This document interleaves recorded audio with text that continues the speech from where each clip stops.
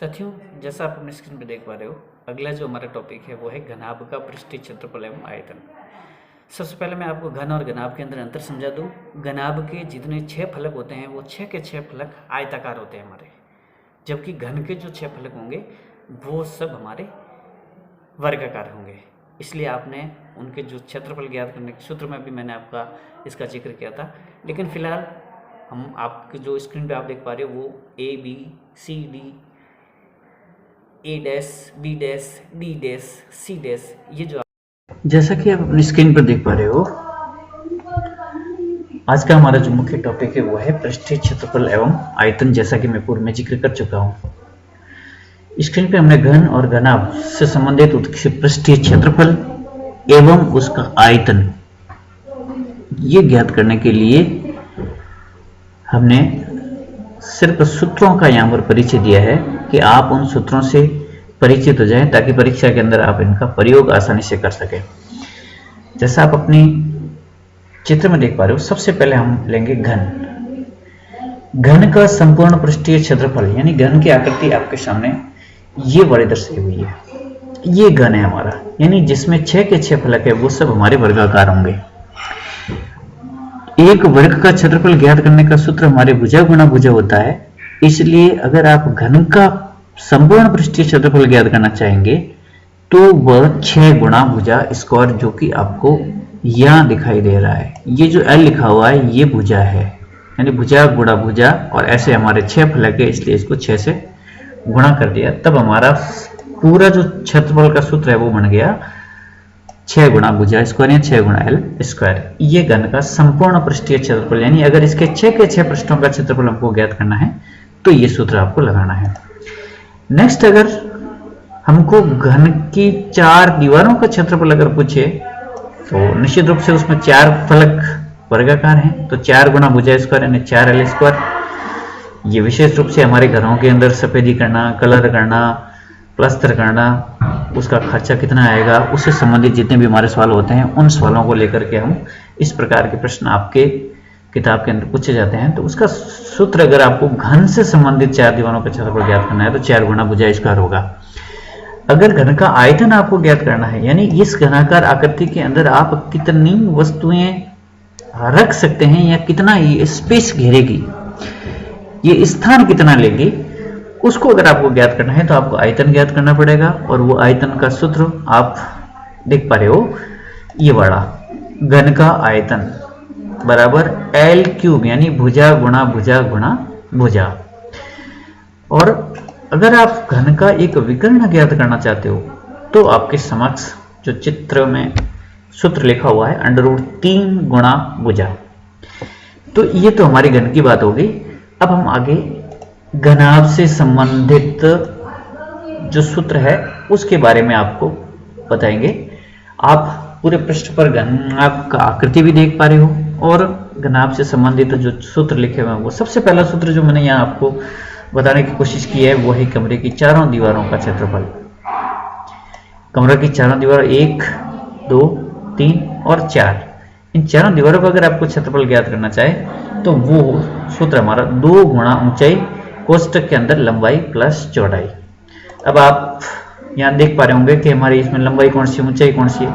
तो ये जो आप देख पा रहे हो ये बड़े, इसमें यहाँ ऑलरेडी आपको L लिखा हुआ देखो, ये L हमारी लंबाई है और यहाँ से यहाँ तक ये जो है ये हमारी चौड़ाई है। इसको ब्रिड्थ भी बोलते हैं और ब्रिड्थ के अंदर भी यूज करते हैं हम।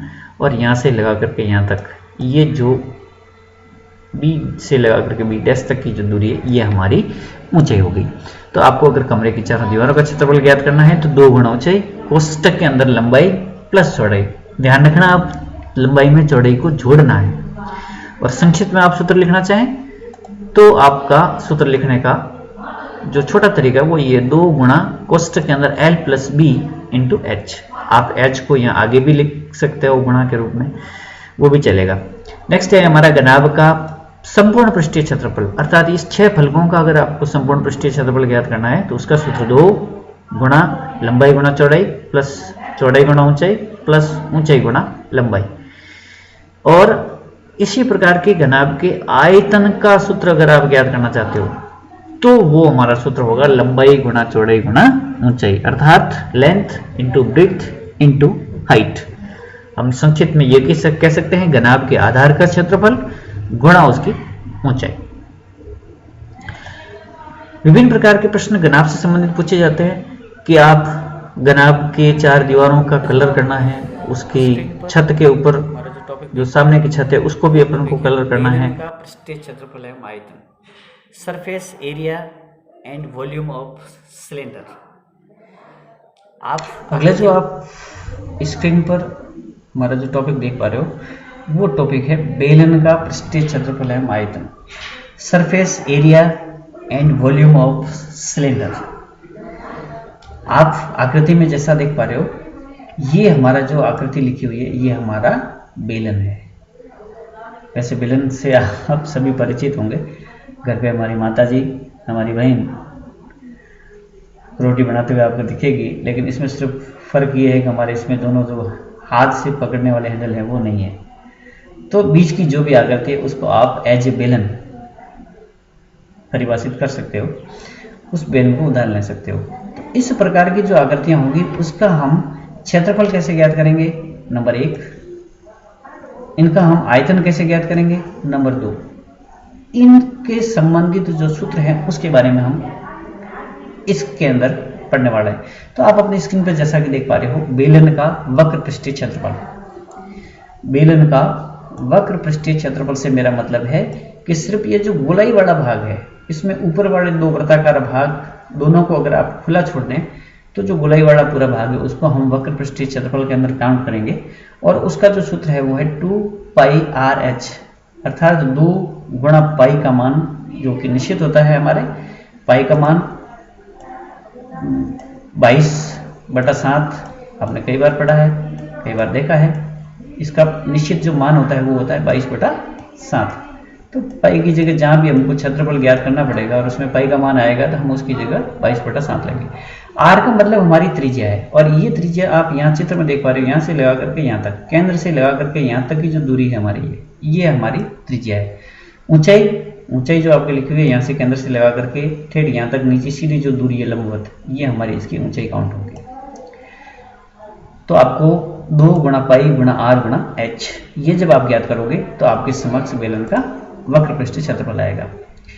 अब इस बेलन के अंदर कितनी चीज भरी जा सकती है वो आपको ज्ञात करना है, तो वो हमारा बेलन के आयतन के अंदर आएगा। उसका सूत्र है πr²h, अर्थात पाई गुणा त्रिज्या का वर्ग करना है आपको, गुणा उसको h यानी इसकी ऊंचाई से गुणा करना है। तो इस बेलन का पृष्ठीय बेलन का आयतन है वो हमारे आपके समक्ष इसमें आ जाएगा। फिर बात हमारी आ रही है बेलन का संपूर्ण पृष्ठीय क्षेत्रफल। बेलन का संपूर्ण पृष्ठीय क्षेत्रफल अर्थात बेलन में जो हमने ऊपर बढ़ा था वो तो बेलन का वक्र पृष्ठीय क्षेत्रफल था, अर्थात मैंने कहा था कि ये ऊपर वाले दोनों भाग, ये जो भाग है ये वाला, ये गोलाकार भाग आपको दोनों दिख रहे हैं ऊपर और नीचे, ये दोनों अगर शामिल नहीं हो तब हमने जो गोलाकार वक्राकार भाग का क्षेत्रफल ज्ञात किया था वो हमारा सूत्र ये था 2πRh। लेकिन अगर आपके ये दोनों वृत्ताकार भाग भी इसमें शामिल कर लिए जाए और आपको पूरा का पूरा बेलन का पृष्ठीय क्षेत्रफल ज्ञात करने के लिए गए तो आपको ये सूत्र लगाना है। उसका सूत्र है 2πr कोष्टक में r+h। नेक्स्ट, इन सूत्रों के बाद हम आगे बढ़ते हैं और अगला जो हमारा टॉपिक है वो है शंकु। जैसा आप अपनी स्क्रीन पर देख पा रहे हो, शंकु का नाम भी आपने सुना होगा, और एक जो शब्द ये आप देख पा रहे हो, कौन लिखा हुआ है, कौन, और कौन अपने घरों में यूज करते हैं। मेहंदी का कौन आप सबने देखा है, तो सेम उसकी जो आकृति होती है मेहंदी के कोण की, वही हमारा कोण या शंकु कहलाता है। आपको इस डायग्राम के अंदर, चित्र के अंदर भी बताया गया है उसकी आकृति।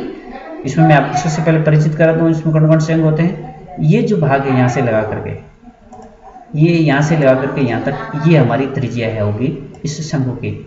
यहाँ से यहाँ तक ये हमारे शंकु की ऊंचाई होगी, इसको हम शंकु की ऊंचाई बोलेंगे। ये हमारे शंकु का त्रिज्या होगी, और ये जो ढलान वाली लंबाई आप देख पा रहे हो इसको हम L से डिनोट करेंगे, और इसका मतलब होता है तिर्यक ऊंचाई। क्या होता है मतलब? तिर्यक ऊंचाई। तो जब आपको इस प्रकार के शंकु का वक्र पृष्ठीय क्षेत्रफल ज्ञात करने के लिए कहे तो आपके समक्ष जो सूत्र होगा वो सूत्र ये बड़ा है, ऊपर ही ऊपर मैंने सूत्र लिखा है, आप देख पा रहे हो अपनी स्क्रीन पर। ये बड़ा बेलन का तिर्यक पृष्ठ या बेलन का वक्र पृष्ठीय क्षेत्रफल पाई आर एल 22/7 गुणा त्रिज्या गुणा तिर्यक ऊंचाई। ये सूत्र हमारा शंकु के वक्र पृष्ठीय क्षेत्रफल ज्ञात करें। अगर आप शंकु का संपूर्ण पृष्ठीय क्षेत्रफल ज्ञात करना चाहेंगे, यानी इसमें हमारा ये जो वृत्ताकार भाग है इसको भी अगर आप शामिल करना चाहोगे, ये वाला नीचे वाला जो भाग आप देख पा रहे हो, तो हमारा सूत्र होगा पाई आर कोष्टक में एल प्लस आर, अर्थात आपका जो वक्र पृष्ठीय क्षेत्रफल था उसमें हमारा नीचे का एक वृत्ताकार भाग का क्षेत्रफल और जोड़ना है, और जोड़ने के बाद पाई आर आप देख पा रहे हो दोनों में कॉमन है, तो ये पाई आर इसने सूत्र के अंदर कॉमन ले लिया, और अंदर एल इधर का लिखा हुआ है प्लस इधर जो आर स्क्वायर था उसमें से एक आर बाहर आ गया, एक आर हमारे अंदर रह गया। ये हमारा सूत्र हो गया बेलन शंकु का संपूर्ण पृष्ठीय क्षेत्रफल ज्ञात करने का। अगर शंकु के आधार की त्रिज्या r और ऊंचाई h हो तो आपको तिर्यक ऊंचाई, जैसा मैंने आपको इस चित्र के अंदर बताया था, ये बड़ा जो सूत्र मैंने इसमें बताया था आपको, यहाँ ये तिर्यक ऊंचाई है, ये अगर आपको ज्ञात करनी है तो ये जैसा कि आप चित्र में भी देख पा रहे हो, ये चित्र हमारा एक समकोण त्रिभुज की आकृति का बनता है, और समकोण त्रिभुज में हमें पता है कि कर्ण स्क्वायर बराबर आधार स्क्वायर प्लस लंब स्क्वायर होता है। ठीक उसी सूत्र का प्रयोग करके इसने हमारा यहाँ जो ये सूत्र लिखा हुआ देखो, L बराबर अंडर रूट में आर स्क्वायर प्लस एच स्क्वायर। तो आपको अगर तिर्यक ऊंचाई नहीं दी हुई है और ऊंचाई और त्रिज्या दी हुई है तो आप इस सूत्र के द्वारा L का मान भी ज्ञात कर सकते हो, और उसके पश्चात फिर आपको वक्र पृष्ठीय क्षेत्रफल पूछे या फिर आपको संपूर्ण पृष्ठीय क्षेत्रफल पूछे, दोनों ही आप आराम से ज्ञात कर सकते हो। शंकु का संपूर्ण पृष्ठीय क्षेत्रफल मैंने ऊपर भी आपको बताया, और एक बार पुनः आप अगर नजर डालोगे तो यहाँ लिखा हुआ है पाई आर कोष्टक में एल प्लस आर। हम आगे चलते हैं, और अगला जो हमारा आप स्क्रीन पर देख पा रहे हो वो है शंकु का आयतन ज्ञात करना। इस शंकु का जो आयतन आप ज्ञात करोगे तो जैसे सबसे पहले आप इस आकृति के ऊपर नजर डालो, ये जो आकृति है बेलनाकार आकृति है, और इसमें से इस प्रकार से अगर आप शंकु काट दोगे ये वाला, यानी मैं आपको बता रहा हूँ ये अंदर देखो, यहाँ तक आपने शंकु देख पा रहे हो आप, ये शंक्वाकार भाग अगर एक बेलन में से काट देते हो तो इस प्रकार से बेलन के कुल 3 भाग होते हैं। कितने भाग होते हैं? 3। तो जो हमारा शंकु का आयतन होगा वो हमारे बेलन का तीसरा भाग होगा, अर्थात बेलन का जो हमारा सूत्र था पाई आर स्क्वायर एच, उसमें आपको 3 का भाग देना है, और जैसे ही आप 3 का भाग दोगे तो आपके समक्ष शंकु का आयतन आएगा। अर्थात शंकु का आयतन ज्ञात करने का सूत्र हो गया 1/3 पाई आर स्क्वायर एच। नेक्स्ट हमारा जो टॉपिक होगा वो टॉपिक हम लेके चल रहे हैं साथियों गोला। जैसा कि आप अपने स्क्रीन पर देख पा रहे हो, गोला गोला सबने देखा है, गेंद, फुटबॉल, कांच की गोली, ये सब हमारे गोले हैं। तो हमको इनका भी क्षेत्रफल ज्ञात करना है, इनका आयतन ज्ञात करना है, तो उसके सूत्र आपके स्क्रीन के ऊपर लिखे हुए हैं, आप अगर देख पा रहे हो। तो सबसे पहले गोले का आयतन से पहले मैं आपको इसकी गोले का पृष्ठीय क्षेत्रफल ज्ञात करने के ऊपर ध्यान देना, वो है 4 पाई आर स्क्वायर। ये जो गोला है इसमें यहाँ से यहाँ तक ये पूरा आपको व्यास दिखाया हुआ है, लेकिन हमारी जो त्रिज्या की हम बात करेंगे तो वो त्रिज्या हमारे सिर्फ यहाँ तक है, यहाँ से लगा करके यहाँ तक त्रिज्या है व्यास की आधी। तो इसका सूत्र आपको 4 पाई आर स्क्वायर हो जाएगा। फिर आर त्रिज्या के अर्ध गोले का आयतन से पहले मैं ये लूंगा अर्ध गोले का वक्र पृष्ठीय क्षेत्रफल देखना है आपको। ये जो आप देख पा रहे हो ये वाला, ये बिल्कुल इसका आधा 2 पाई आर स्क्वायर। अगर आपको अर्ध गोले का संपूर्ण पृष्ठीय क्षेत्रफल ज्ञात करना है तो इसमें एक वृत्ताकार भाग आपको और ऐड करना है, 3 पाई आर स्क्वायर हो जाएगा।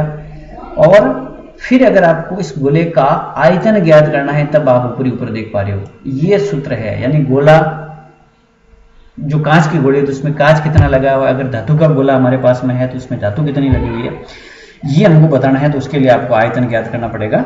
और इससे संबंधित प्रश्न भी आएंगे कि छोटे छोटे गोलों को पिघला करके एक बड़ा गोला बनाया गया, उस बड़े गोले की आपको त्रिज्या पूछ ली, तो हमारा ये काम होगा कि हम सबसे पहले हम छोटे गोलों का आयतन ज्ञात कर लें। सूत्र हमारा यही रहेगा 4/3 पाई आर क्यूब, और फिर उन सब गोलों के आयतन को जोड़ करके उसको हमारे इसी सूत्र के बराबर रखेंगे, क्योंकि जो हमारा बड़ा गोला बन रहा है उससे उसको इसके बराबर रखेंगे। और बराबर रखने के बाद यहाँ से आप आर का मान ज्ञात कर सकते हो 4/3 पाई जो इस आर के साथ गुणा हो रहे हैं उसका पक्षांतरण आप जैसे उधर करोगे तो 3 जो ये भाग होने वाला उधर गुणा हो जाएगा, 4 गुणा होने वाला भाग हो जाएगा, पाई भी यहाँ अगर आपके गुणा हो रहा है तो उधर जाके भाग हो जाएगा।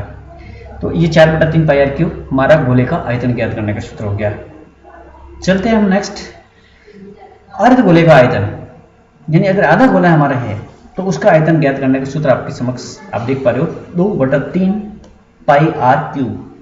ये एक प्रश्न जो हमारे सामने हमेशा ही पूछा जाता है वो है गोलीय कोश का आयतन। और गोलीय कोश का आयतन का मतलब मैं आपको समझा पा रहा हूं, आप चित्र देख पा रहे हो यहाँ पे, ये बड़ा जो चित्र आप देख रहे हो,